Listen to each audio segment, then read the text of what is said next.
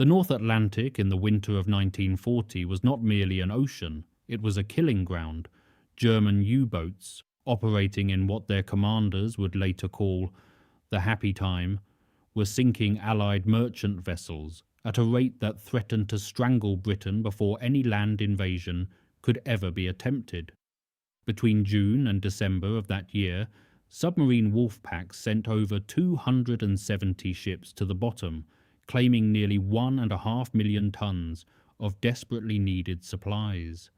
Winston Churchill would later confess that the U-boat peril was the only thing that truly frightened him during the entire war. Britain faced a devastating arithmetic problem. The Royal Navy possessed fine destroyers, sleek, fast, heavily armed vessels designed for fleet actions against enemy surface ships, but there were nowhere near enough of them. The demands of protecting the home fleet, escorting capital ships, and preparing for potential invasion left precious few available for the grinding, unglamorous work of shepherding slow merchant convoys across thousands of miles of hostile sea. By September 1940, Coastal Command estimated that effective convoy protection would require at least 300 dedicated escort vessels. The Navy could barely muster 50. What Britain needed was not a better warship, it needed a different kind of warship altogether, something that could be built quickly, operated cheaply, crewed by reservists rather than career sailors, and produced in numbers sufficient to place protective screens around the convoys that kept the nation alive. The vessel that answered this impossible brief would become one of the most unlikely heroes of the Second World War. She was slow, cramped, wet, and miserable to serve aboard. Her crews called her a Corvette, a name borrowed from the small, agile warships of the Napoleonic era.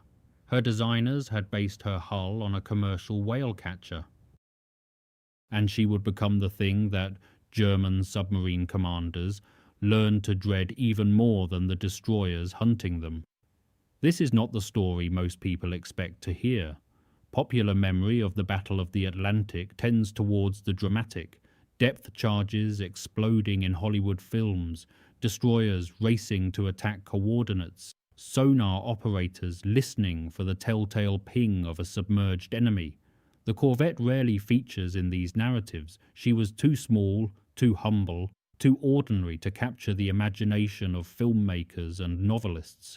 Yet the operational records tell a different story. U-boat commanders who survived the war spoke repeatedly of their fear of these stubborn little ships. Admiral Dönitz, commander of Germany's submarine fleet, noted in his war diary that the increasing presence of corvettes in convoy escort groups was fundamentally changing the tactical equation in the Atlantic. The reasons for this fear were not immediately obvious. Corvettes were slower than surfaced U-boats. They carried fewer depth charges than destroyers. Their single 4-inch gun was adequate for discouraging surfaced submarines, but hardly fearsome by naval standards. What made them deadly was something more subtle, a combination of design characteristics, tactical flexibility, and sheer bloody-minded persistence that transformed these unassuming vessels into the U-boat's most consistent nemesis. To understand why, we need to go back to a drawing board in Newcastle and a designer who understood that winning the Atlantic War would not require the fastest or most powerful ships afloat. It would require enough ships, deployed in the right way, with the right equipment and the right crews. The story begins with a whale catcher called Southern Pride and a naval architect named William Reed. William Reed was not a warship designer by trade. He worked for Smith's Dock Company in Middlesbrough, a firm that specialized in building sturdy commercial vessels for the whaling industry. The whale catchers his company produced were designed for one of the most demanding maritime environments on Earth, the Southern Ocean, where vessels needed to remain seaworthy in towering swells whilst maintaining the maneuverability to chase and harpoon their quarry. These ships were compact, rugged, and possessed a turning circle that larger vessels could not match. In early 1939, as war clouds gathered over Europe, the Admiralty began quietly examining whether such a hull form might serve an entirely different purpose. The concept was elegantly simple. Take a proven commercial design, modify it to carry naval armament and submarine detection equipment, and produce it in quantities that British shipyards could realistically achieve. Reed's Southern Pride design, a 205-foot whale catcher, became the template. The Admiralty lengthened the hull slightly to 205 feet, added a raised forecastle to improve seakeeping, and designated the new class as Corvettes after the small, fast warships that had served the Royal Navy during the Age of Sail. The first order went out on the 25th of July, 1939, just weeks before Germany invaded Poland. What made this design revolutionary was not any single feature, but rather the philosophy behind it. Every aspect of the Flower-class corvette prioritized production speed and simplicity over performance. The hull used flat plates wherever possible, reducing the skilled labor required for construction. The steam reciprocating engine, whilst less efficient than turbines, could be manufactured by dozens of engineering firms across Britain and Canada. The design required no scarce aluminium or specialized alloys. A competent yard could lay down a corvette and have her ready for sea trials within 6 to 8 months, compared to 2 years or more for a fleet destroyer. HMS Gladiolus, the first of her class, was launched on the 24th of January 1940 at Smith's Dock.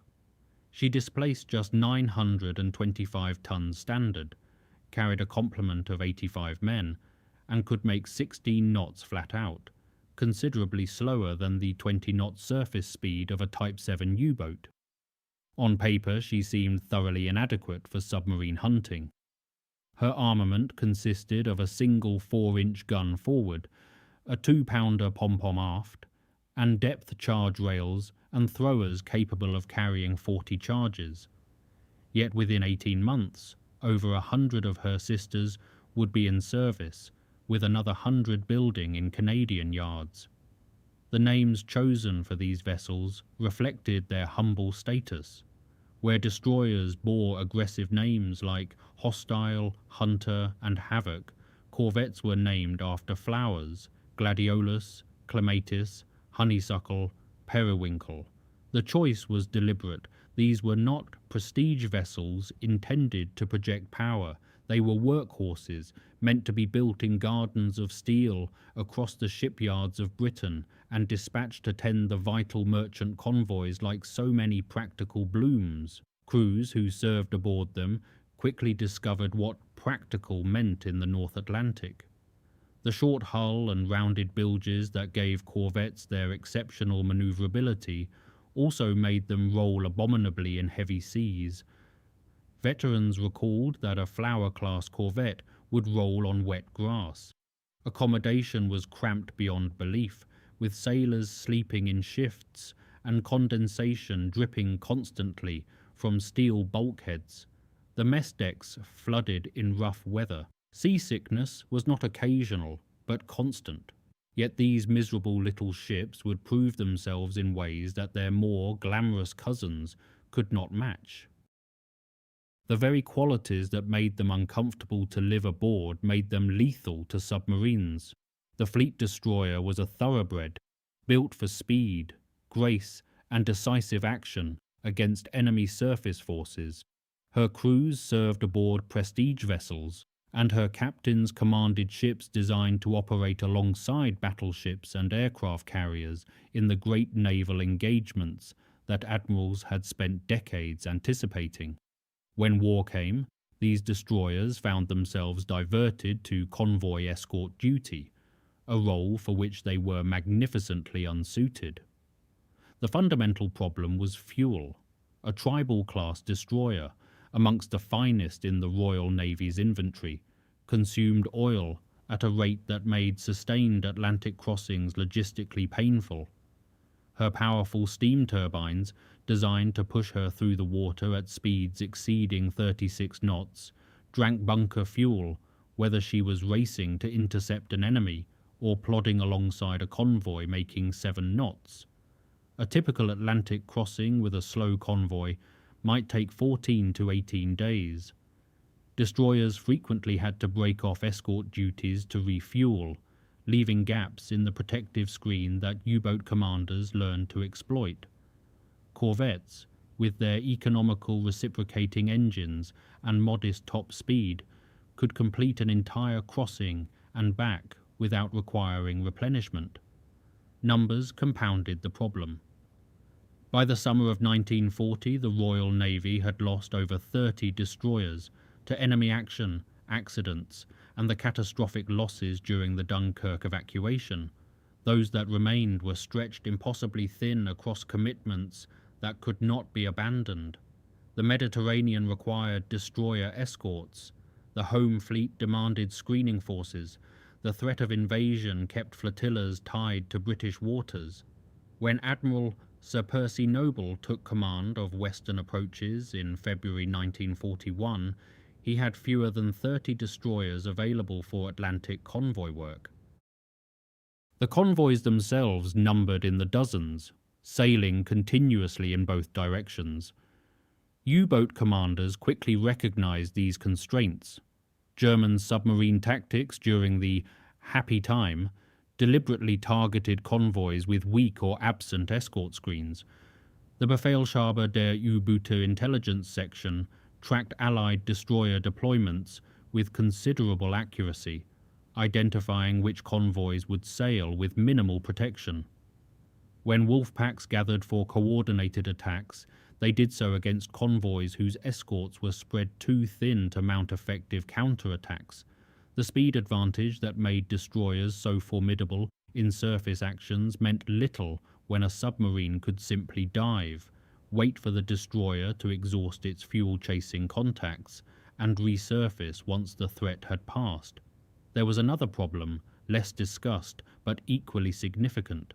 Destroyers were designed to attack submarines, not to protect convoys. These might sound like the same mission, but they required fundamentally different approaches. A destroyer captain whose temperament and training pushed him to pursue and destroy a detected U-boat would inevitably be drawn away from the merchant ships he was meant to defend. This aggressive instinct, admirable in fleet actions, could prove fatal in convoy battles. A submarine that drew off the escorts, even temporarily, created opportunities for its packmates to strike the now vulnerable merchantmen. The records of convoy battles from 1940 and 41 reveal this pattern repeatedly. Convoy SC-7, attacked in October 1940, lost 20 of its 35 ships despite having an escort that included 2 destroyers. The submarines simply waited for the escorts to commit to depth charge runs, then attacked from different angles. Convoy HX-79, struck days later, lost 12 ships in a single night. The destroyers present were too few and too easily distracted to maintain a coherent defensive screen. What the Atlantic demanded was not individual excellence but collective coverage. It needed escorts that could remain with convoys throughout their passage, that could be deployed in sufficient numbers to eliminate gaps, and that could resist the temptation to chase contacts away from their charges. The corvette's deadliness lay not in what she could do quickly, but in what she could do persistently.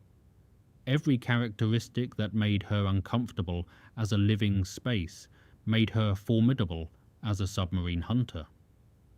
Understanding this requires examining the technical realities of anti-submarine warfare as it existed in the early 1940s, realities that favored the humble corvette in ways that contemporary observers often failed to appreciate. ASDIC, the underwater detection system that would later become known as sonar, operated by emitting pulses of sound and listening for echoes returning from submerged objects. The technology was effective but temperamental. with performance degrading significantly as the searching vessel's speed increased. At speeds above 15 knots, turbulence from a ship's own propellers created so much background noise that ASDIC operators struggled to distinguish genuine contacts from false returns. Destroyers, designed to charge into battle at 30 knots, found themselves forced to creep along at convoy speeds anyway if they wished to maintain effective sonar coverage. Their speed advantage, so decisive in surface combat, became irrelevant. Corvettes suffered no such compromise. Their maximum speed of 16 knots sat comfortably within ASDIC's effective operating envelope. A corvette captain could push his vessel to flank speed whilst maintaining full sensor capability, something his destroyer counterpart could not achieve. More importantly, corvettes could sustain slow-speed searches indefinitely without the engineering complications that plagued destroyers forced to operate far below their design parameters. The turning circle proved equally critical. When an ASDIC operator detected a contact, the attacking vessel needed to maneuver into position for a depth charge run, ideally passing directly over the submarine's estimated position. U-boat commanders understood this geometry intimately. A skilled submarine captain would begin evasive maneuvers the moment he heard the telltale ping of an ASDIC pulse, turning sharply and altering depth to throw off the attacker's calculations. The attacking ship needed to match these turns whilst maintaining contact, a task that favoured manoeuvrability over raw speed. A Flower-class corvette could complete a full turning circle in considerably less distance than a fleet destroyer. Her short waterline length, pronounced rudder, and rounded hull form allowed her to pivot almost within her own length at low speeds. Submarine commanders who attempted the sharp, evasive turns that worked against destroyers found corvettes staying with them through the maneuver. The phrase that appears repeatedly in translated U-boat crew accounts is, "Sie blieben an uns." They stayed on us. The corvette's ability to maintain contact through a submarine's desperate turns made escape exponentially more difficult. Draft mattered as well. Corvettes drew considerably less water than destroyers, allowing them to pursue contacts into shallow coastal areas where larger escorts could not follow. The Bay of Biscay through which U-boats transited to reach their Atlantic hunting grounds contained extensive areas where corvettes could operate with relative freedom, whilst destroyers risked grounding. This shallow water capability would prove increasingly important as Allied strategy shifted toward attacking submarines during their transit phases rather than waiting for them to reach convoy routes. Perhaps most importantly, corvettes could be everywhere. By mid-1941, the ratio of available corvettes to available destroyers exceeded 3-1 for convoy escort duties. A convoy that might receive 2 destroyer escorts could expect 4 or 5 corvettes. This numerical superiority allowed escort commanders to maintain continuous coverage around the merchant ships whilst still detaching vessels to prosecute contacts. The mathematics of convoy defense favored quantity deployed effectively over quality deployed sparingly. German submariners began noticing the difference. In after-action reports and personal diaries, references to corvette encounters carry a different tone than destroyer contacts. The depth charge was a crude weapon, essentially a steel barrel packed with explosive, rolled off the stern or flung from throwers mounted on the deck. It had no guidance system, no homing capability, and no means of adjusting its course once it entered the water. A hydrostatic pistol detonated the charge at a preset depth, sending a shockwave through the water that could crush a submarine's pressure hull if it exploded close enough. The official estimate held that a charge needed to detonate within 20 feet of a U-boat to inflict fatal damage, and within 50 feet to cause serious harm. Killing a submarine with depth charges required not merely detecting it, but predicting precisely where it would be by the time the charges sank to depth, a calculation complicated by the target's constant maneuvering. Early convoy battles demonstrated how difficult this calculation could be. Destroyers would race in at high speed, their ASDIC contact fading as they closed to attack range, a phenomenon caused by the cone-shaped detection beam passing over the submarine during the final approach. The attacking vessel was effectively blind during the crucial moments before weapon release, forced to estimate where the U-boat had gone based on its last known course and speed. Skilled submarine commanders exploited this blind zone ruthlessly, executing radical turns the moment they heard depth charges entering the water. Corvette crews developed tactics to counter these evasive maneuvers. Rather than single-ship attacks, escort groups began conducting coordinated assaults, with one vessel maintaining ASDIC contact whilst another delivered weapons. The tracking corvette would call out bearings and ranges, guiding her partner onto the target with continuous updates. This technique, formalized as Operation Observant and later refined through Western Approach's tactical unit training at Liverpool, dramatically improved attack accuracy. The corvette's ability to maintain contact through sharp turns made her ideal for the tracking role, whilst her tight turning circle allowed rapid repositioning for subsequent attacks. The pattern attack evolved alongside these coordinated tactics. Rather than dropping charges singly, corvettes began releasing them in calculated patterns designed to bracket a submarine's probable position. A standard 10-charge pattern covered an area of roughly 300 feet by 300 feet, creating overlapping kill zones that a U-boat could not evade regardless of which direction it turned. Heavier patterns using 14 or 24 charges followed, saturating even larger volumes of water with lethal shockwaves. The kills began mounting. On the 28th of April 1941, HMS Gladiolus, that first Flower-class corvette launched just 15 months earlier, detected U-65 whilst escorting convoy OB 318 southwest of Iceland.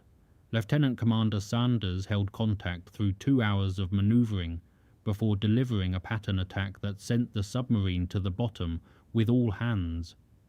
It was amongst the first confirmed U-boat kills credited to a corvette, but far from the last. HMS Erebus destroyed U-136 in July 1941. HMS Sunflower claimed U-638 in May 1943. HMS Pink sank U-192 that same month during the pivotal convoy ONS-5 battle. The list grew steadily longer. By war's end, corvettes would be credited with destroying or participating in the destruction of over 50 U-boats, a tally that exceeded their destroyer counterparts when measured against the number of vessels deployed. Admiral Dönitz noted in his operational summaries that losses to corvette attacks were becoming disproportionately troublesome. His captains reported that corvettes were more difficult to shake than destroyers, more patient in prosecuting contacts, and more likely to maintain pursuit until their depth charge supplies were exhausted. The wasps, as German submariners had begun calling them, were developing an increasingly lethal sting. The men who crewed these vessels were not, for the most part, professional sailors. The Royal Navy's career personnel served predominantly aboard capital ships, cruisers and fleet destroyers, the prestige vessels that formed the backbone of British sea power. Corvettes, hastily built and expected to suffer heavy losses, were manned largely by reservists. The Royal Naval Volunteer Reserve and the Royal Naval Reserve provided the vast majority of officers and ratings who would fight the Battle of the Atlantic from these pitching, cramped decks. Many had never seen the sea before the war. Solicitors, bank clerks, school teachers, and shop assistants found themselves transformed into watchkeepers, depth charge crews, and ASDIC operators through compressed training programs that attempted to impart essential skills in weeks rather than years. The first corvette captains were often lieutenants in their mid-20s, commanding 85 men and a warship on the strength of a 3-month course and whatever aptitude they could demonstrate. By 1942, some corvettes were commanded by officers who had been civilians barely 18 months earlier. What these amateur sailors lacked in polish, they compensated for with a particular kind of determination. They had no naval tradition to uphold, no decades of institutional culture shaping their expectations. They approached submarine hunting as a practical problem to be solved through persistence and teamwork, rather than as an exercise in naval doctrine. The Western Approaches Tactical Unit, established at Liverpool in January 1942 under Captain Gilbert Roberts, trained escort commanders using war games and tactical simulations that encouraged experimentation and innovation. Corvette captains who developed effective techniques shared them freely with their counterparts, building a collective body of knowledge that improved faster than any formal doctrine could have achieved. Living conditions aboard tested these men constantly. A corvette in the North Atlantic winter shipped water continuously, waves breaking over the forecastle and flooding through hatches that could never be perfectly sealed. Crews worked 4 hours on and 4 hours off, perpetually exhausted, perpetually cold, perpetually damp. The galley could rarely produce hot food in heavy weather, leaving men to subsist on sandwiches and tepid cocoa. Seasickness afflicted nearly everyone during the first days of each voyage, and many never fully adjusted to the violent motion. Sleep came in snatches, interrupted by action stations, watch changes, and the endless small emergencies of operating machinery in hostile conditions. Men developed the ability to sleep anywhere, in any position, seizing whatever moments of unconsciousness they could manage.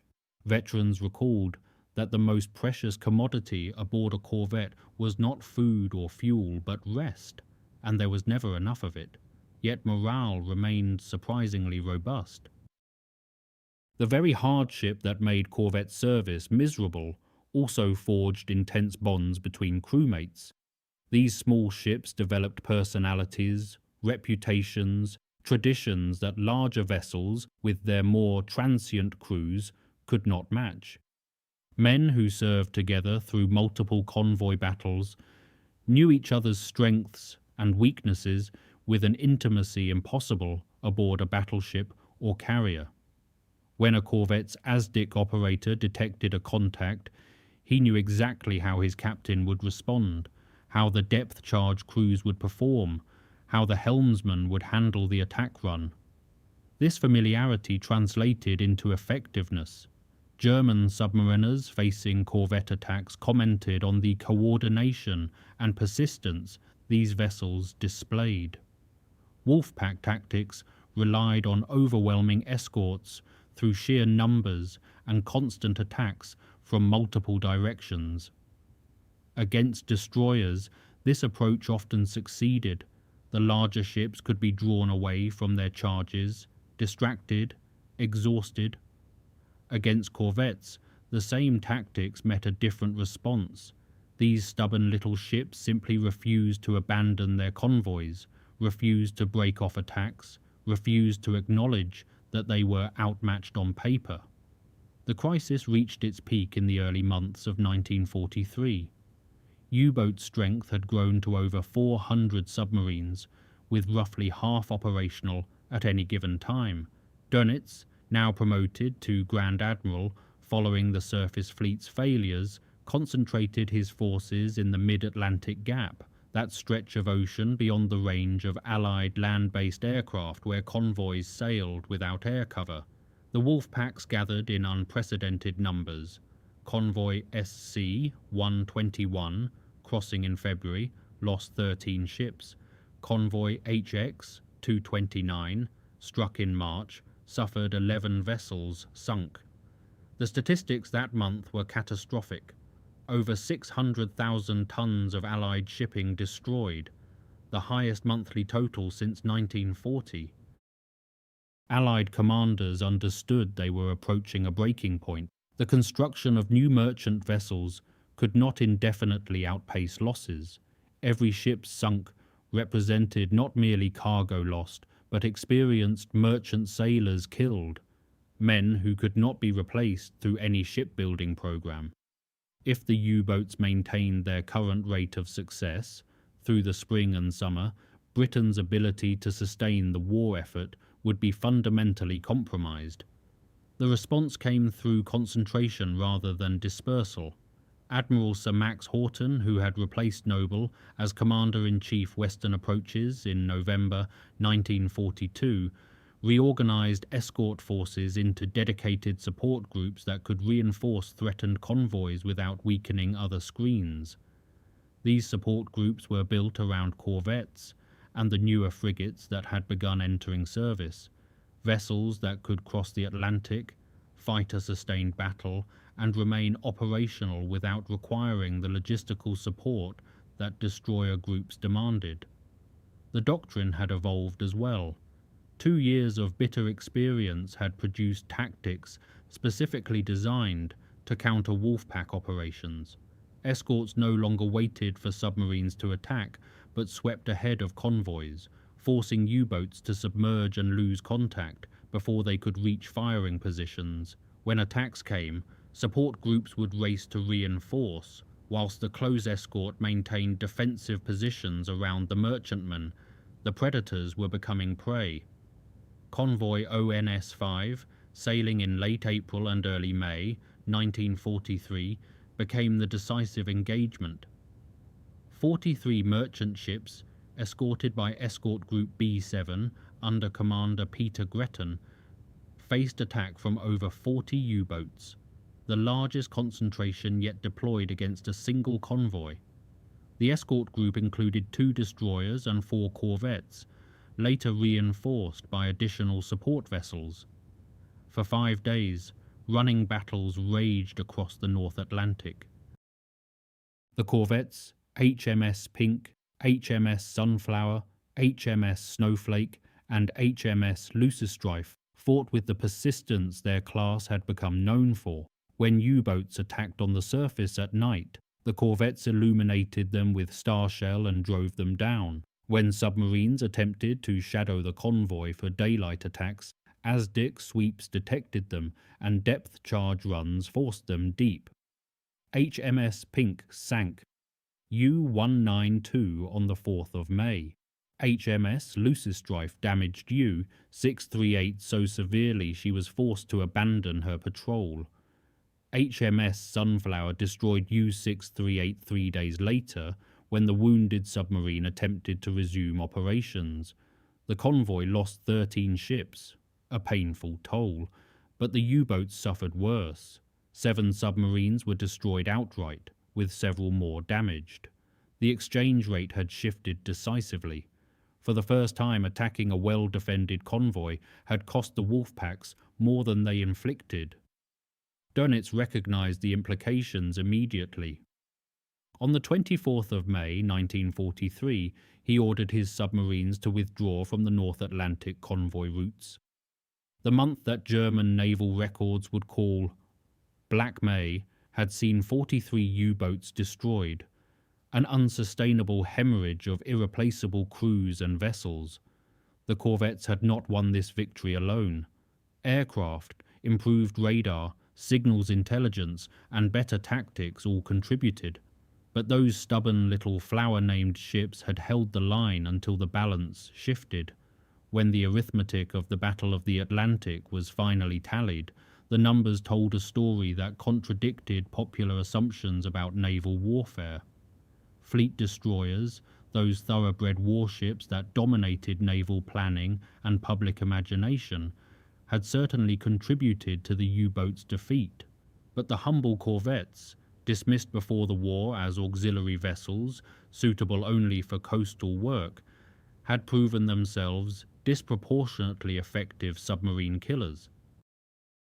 Between 1940 and 1945, Flower-class corvettes participated in the destruction of 47 confirmed U-boats. The improved Castle-class corvettes, introduced from 1943, added further kills to this tally. When measured against the number of vessel days deployed, corvettes achieved a higher kill rate than destroyers in convoy escort operations. They also suffered proportionally fewer losses, their smaller silhouettes and shallower drafts making them harder targets for torpedo attacks. The mathematics that had seemed to favor larger, faster escorts proved illusory in the grinding reality of convoy warfare. German submariners who survived the war provided testimony that confirmed what operational records suggested. Interrogations conducted by naval intelligence revealed a consistent pattern. U-boat crews had learned to distinguish between escort types, and they feared corvettes more than their larger counterparts. The reasoning was practical rather than mystical. Destroyers were fast but impatient, likely to break off pursuit after several hours. Corvettes stayed. Destroyers consumed fuel rapidly and often departed convoys early. Corvettes remained throughout the passage. Destroyers attacked aggressively but sometimes inaccurately. Corvettes attacked methodically, repeatedly, until their depth charges were exhausted or their target destroyed. One captured Kapitänleutnant described corvettes as Die Wespen des Atlantiks, the wasps of the Atlantic. The comparison was apt. Individually, a wasp posed limited threat to a larger creature, but wasps attacked persistently, repeatedly, and in numbers that could overwhelm defenses through sheer, relentless aggression. The corvette's sting might be lighter than a destroyer's, but it came again and again until the victim succumbed. The strategic implications extended beyond simple kill counts. Corvettes could be built in numbers that matched the U-boat threat. Over 267 Flower-class corvettes were completed during the war, constructed in shipyards across Britain, Canada, and France. Each cost roughly £100,000, a fraction of a destroyer's price. Each could be crewed by reservists, trained in months rather than years. Each consumed fuel economically enough to complete Atlantic crossings without logistical strain. The corvette represented industrial warfare applied to naval combat, quantity achieving what quality alone could not. Today, only a handful of these vessels survive. HMCS Sackville, a Canadian-built Flower-class corvette, serves as a memorial ship in Halifax Harbour. HMS Wellington, technically a Grimsby-class sloop rather than a true corvette, is preserved on the Thames. Visitors who board these cramped Spartan vessels struggled to imagine how 85 men lived and fought aboard them for weeks at a time in the North Atlantic winter. The discomfort seems almost theatrical in its intensity. Yet those conditions shaped the crews who endured them into something remarkable. Amateur sailors, civilians in uniform, men who had never expected to fight a war at sea. They took these improbable little ships and held the Atlantic sea lanes open against the most sophisticated submarine force the world had ever seen. They did it without glory, without recognition, without the prestige that attached to service aboard capital ships. They did it through persistence, endurance, and a stubborn refusal to abandon their convoys regardless of the odds. The Battle of the Atlantic was won by many weapons and many warriors, but amongst the most effective were those unglamorous, flower-named corvettes that proved deadlier than their size or cost would ever suggest. The U-boats learned to fear them.